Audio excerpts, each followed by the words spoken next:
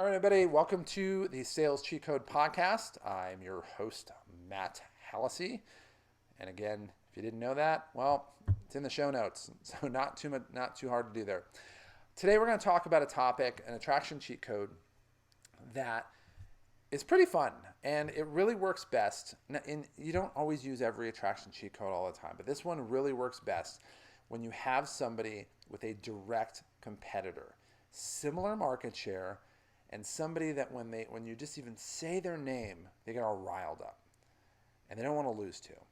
Today we're going to talk about an attraction cheat code called competition. And this one's great. This one, it's the easiest one to stoke. It's the easiest one to get people just animated and emotional and ready to act. Now, in the last week's episode, we talked about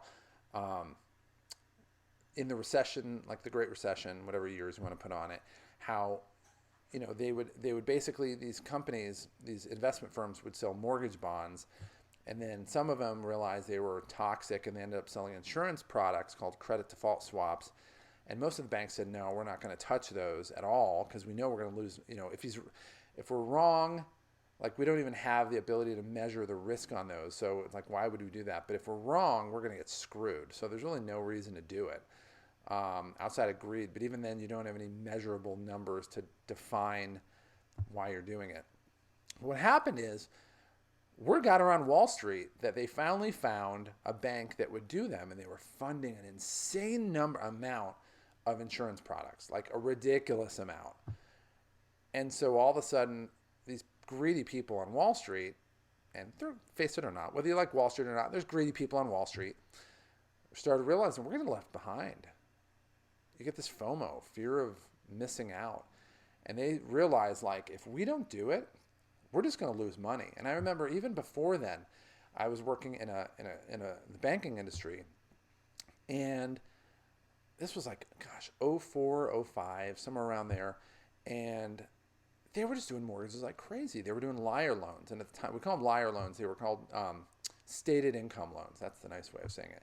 So like you take a mortgage application and tell somebody I make $1 million, and they're like, all right, that's cool, I believe you. And they don't ask for pay stubs. And the reason is because a whole bunch of other places were asking for pay stubs. And so I remember asking some of the people, I'm like, really? We're doing loans? Like somebody could just tell you what they make and you just take their word for it, and you're going to wire like six figures, mid to high six figures off their word? Really? And I remember the answer I got was very, very clear. They said, well, if we don't, blankety blank competitor, they're going to do it as well. And we're just not going to, and they're going to get all the business and we're not. And I just was thinking, like, that's a really stupid way of going about things. And it was like one of the senior higher ups in the company. So I'm not going to like embarrass myself and say that to them. But I'm like, that's really stupid. Like, you're doing it for jealousy. Like, really? You're doing it because your competition's doing it. So if your competition jumps off a cliff, there's no company left. Like, it's just going to be no companies out there. You're just going to jump off with them. Like, you don't have any sense of like having your own way of making decisions. Like, you're just going to follow the herd, really. But what's crazy is that's how people do it, right? Any place you go, it's similar to what we're talking. There's a similarity to the attraction cheat code that we called social proof. That people look to others when they're uncertainty on a path to take. They're going to take the path that the preponderance of the group follows, and they're what the group does, and they're going to follow that path. And so, with competition, the idea is when you have somebody where there's a direct competitor, like if you're Amazon, you don't really have a direct competitor. So it doesn't really work on that level. Like, you can't say to Amazon, okay, well, this is what DHL is doing. They don't care. Like, or this is what eBay is doing. They don't care. But if you have, let's say, in an area where there's direct competition in a smaller ecosystem. So let's say that you're in, I don't know, you could say like even New York. You could say like the Jets and the Giants, or the Yankees and the Mets, although if you live in New York, they're probably not equal competitors. But it's like if one company or one organization does something and it's viewed as successful or probability to be successful, the other companies They're not starting and saying, okay, well, let's research this as well and see what the numbers are and see if it makes sense for us. They skip all of that. And they just say, well, we're going to do what the other company's doing. And even when it comes to electric cars, like you have Ford and GM and all these companies, and they've made gas cars and SUVs and sedans and sports cars forever. But then Elon Musk comes along and creates Tesla, which I think right now is the highest capitalized, meaning the most valuable car company in, at least in the country, probably the world. And so all of a sudden Ford is like, all right, we're going to make all electric vehicles. Well, I don't really think there's a tremendous amount of, demand for a Ford all-electric vehicle right now. Tesla makes them because that's Elon Musk. Like, he's not going to make a gas-powered car. That's just who he is. Read biographies about him. There's no way in the world he's going to do it. It just goes against his ethos.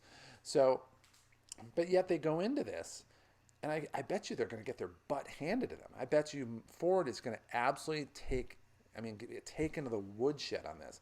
And it's almost like Tesla's baiting them into it. I mean, I don't know if that's the case, but if I'm Tesla and I know how to make better electric cars that are faster than any other car, they're cooler than any other car. I've been in a Tesla. They're amazing. They're just so different. And I can bait Ford into spending billions of dollars in R&D to make a car that, let's face it, if you're buying a Ford, you're probably in the Midwest or in smaller towns or in the Southeast. They're not exactly havens for Teslas. Like if you live in California where I live, there's Teslas everywhere. One of my next door neighbors has a Tesla. It's a cool car. So the question is, what can you do if you have a direct competitor to spur that competition? So think about it.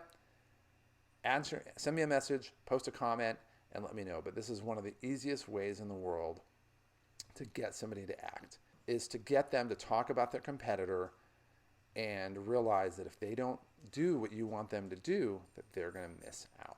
Simple as that. So think about that, post a comment, let me know, and I'll talk to you soon.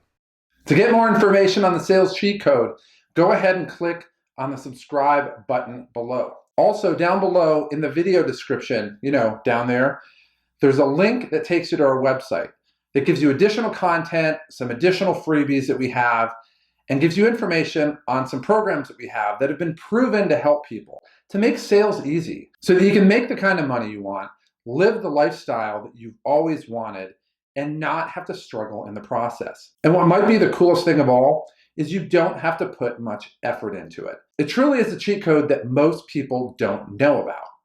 And it's a cheat code that can change your life today. So click on the link below and let me help you start to experience these results starting right now.